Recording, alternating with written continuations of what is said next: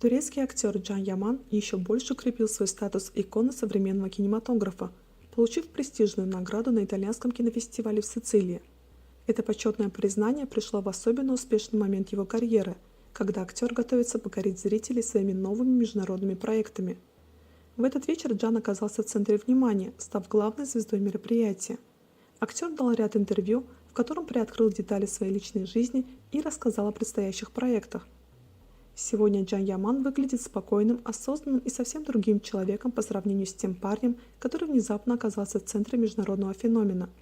Однако были моменты, когда популярность выходила за пределы обычного фанатского восторга. С годами я повзрослел и научился лучше справляться с этой ситуацией. Жить с ней без тревоги, без стресса. 5 или 6 лет назад я ощущал постоянное присутствие публики как давление. Сегодня я воспринимаю это более профессионально, более зрело. Я также научился защищать свою личную жизнь. Тогда люди знали мой адрес, и 2 года я жил с толпой под домом. Теперь все иначе, я гораздо спокойнее. Я открываюсь публике на фестивалях, мероприятиях и все лучше справляюсь со всем этим, рассказал Джан журналу Vanity Fair.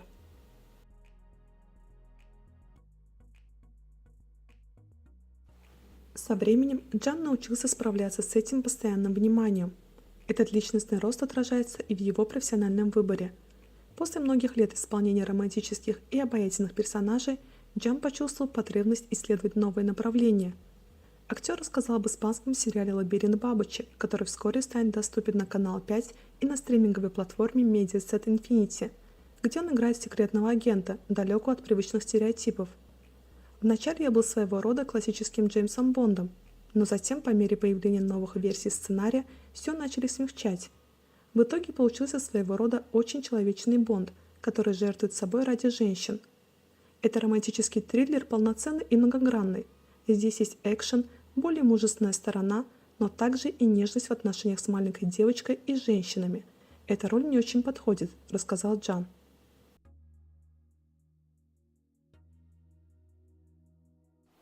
Джан называет своим ориентиром голливудского актера Мэтью МакКонахи.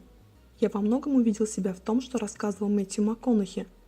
Годами он снимался в романтических комедиях, а затем ему пришлось ждать больше года, отказываться от множества предложений, даже очень хорошо оплачиваемых, чтобы продолжить карьеру в других направлениях. Благодаря терпению и стойкости он в конце концов добился того, чего хотел. В моем случае мне пришлось сменить страну и язык.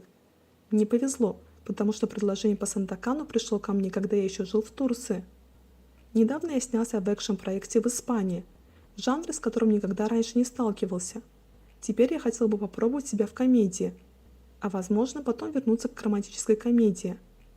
Сейчас я хочу расширить диапазон своих возможностей и стать максимально разносторонним актером. Пока могу, пока есть возможность, пока мне будет сопутствовать удача», — говорит актер. На вопрос о том, может ли красота стать ограничением, Джан отвечает: «Мне очень повезло, и я говорю это не из-за высокомерия. Все действительно сложилось именно так. Я вырос, не думая о своей красоте. Я всегда делал все как обычный человек, никогда не строил свою жизнь вокруг внешности. Я мечтал стать адвокатом. Благодаря маме учился в отличных школах, выучил несколько языков. Все, что я делал, возникало без учета того, красив я или нет. Но потом красота мне помогла, потому что она стала чем-то, что дополняло другие качества. Она имела ценность, потому что была дополнительным элементом. Одной ее было бы недостаточно. Именно здесь многие сталкиваются с трудностями, когда за внешностью ничего больше нет. Тогда и возникают проблемы». Говоря о возможности создать семью, турецкий актер выразился предельно ясно. «Я сделаю это тогда, когда смогу где-нибудь в мире остановиться и осесть. Однажды мне бы это хотелось, но сейчас я путешествую слишком часто. Я даже не могу завести собаку, не говоря уже о том, чтобы создать семью», — сказал Джан газете «Карьера делла Сера». Также Джан ответил на вопрос о том, вернется ли он работать в турецких проектах. «Возможно, там тоже много предложений. Турецкие продюсеры поняли, что им необходимо выходить на международный уровень. Они сотрудничают с испанскими компаниями. Сериал «Эль Турко», в котором я снимался, был турецким проектом, но международного масштаба.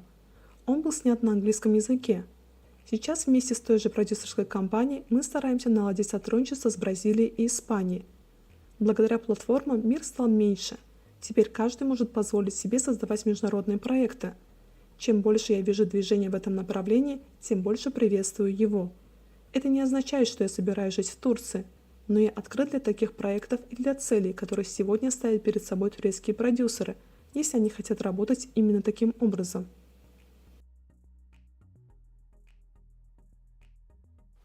Журналисты поинтересовались у Джана, почему со вторым сезоном Сандакана происходит такая задержка. На что Джан ответил: особенно в Италии все происходит медленно. Когда вы хотите сделать новый сезон, вам приходится ждать по 2 года для каждого проекта, и это касается не только Сандакана. Здесь никогда не бывает так, чтобы один сезон сразу следовал за другим. В Турции все иначе. Это не критика, а просто наблюдение. В Турции мы снимаем 150 минут серии за 6 дней, а сезон может состоять из 150 эпизодов. При продаже их потом делят на 3 части, и получается огромное количество серий. В Европе все не так. Здесь все происходит медленно. Сначала ждут, станет ли проект успешным, затем руководители платформы принимают решение. И существует множество людей, которые должны решить, будет ли продолжение. Тем временем, если актер востребован, он уже может подписать контракт на другой проект, потому что не обязан никого ждать. Я сам задаюсь вопросом, как они собираются снова собрать весь этот актерский состав. Возможно, актеры уже взяли на себя другие обязательства. Это трудно. Лично я предпочел бы снимать сразу 3 сезона подряд. Кроме того, это позволило бы избежать того, чтобы актеры старели. Они уже находятся в образе персонажей, уже прошли специальную подготовку. А играть такого героя, как Сандакан, на протяжении 10 лет непросто. Я ведь тоже старею. Для этой роли нужна определенная физическая форма. А потом приходится все начинать заново. Тренировки, подготовку, постановку боев. Это непросто. Не просто и для платформы, и для продюсеров снова собрать всех вместе и все организовать. Но это касается не только Сандакана.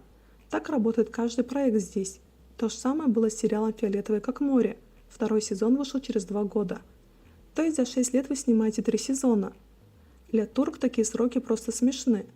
Потому что то, что вы делаете за 6 лет, мы делаем за 4 месяца. С коммерческой точки зрения, именно поэтому турецкие сериалы продаются лучше. Выгоднее купить 60 эпизодов за сезон. В Европе это 12 серий по 50 минут, а 2-й сезон уходит через 3 года. Это никому не выгодно.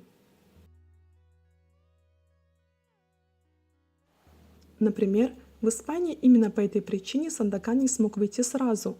Его покажут только через 8 месяцев, потому что никто не знал, как строить 8 серий в телесетку, расписанную на год вперед.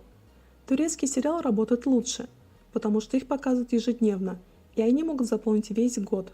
А с сериалом из 8 серий и всей этой организации все гораздо сложнее. 2-й сезон выходит только через 2 года, и если речь идет о востребованных актерах, все становится еще труднее. Есть много предложений и возможностей, и если вы не заключили контракт сразу на несколько лет, актер уйдет. Здесь привыкли к другому. Считают само собой разумеющимся, что актер останется, потом не могут его найти и удивляются. Но актер ушел, нужно было заранее подписывать контракт. Все эти задержки, связанные с управлением, платформами и ограниченным количеством серий, создают сложности. Но повторю, это проблема не только Сандакана. Вы спросили о Сандакане, но такая проблема существует у каждого сериала, отметил Джан. При этом актер добавил, что снимется во 2-м сезоне Сандакана, несмотря на свою востребованность. Сандакан – исключительный проект. Из такого проекта не уходят ни по какой причине, даже если съемки постоянно откладываются. Я смог снять его спустя 5 лет ожидания. Но такое бывает только 1 раз за всю карьеру. Ради каждого проекта на такие жертвы не пойдешь. Если вы ждете год, чтобы снять новый сезон, а потом не находите меня свободным, не удивляйтесь, нужно было действовать раньше. При этом Джан подтвердил, что именно по этой причине он ушел из сериала «Фиолетовое как море». Конечно, через год вы объявляете, что собираетесь продолжить проект, но контракт нужно было заключать еще год назад. Я уже пошел дальше. Почему я должен был ждать, пока вы примете решение?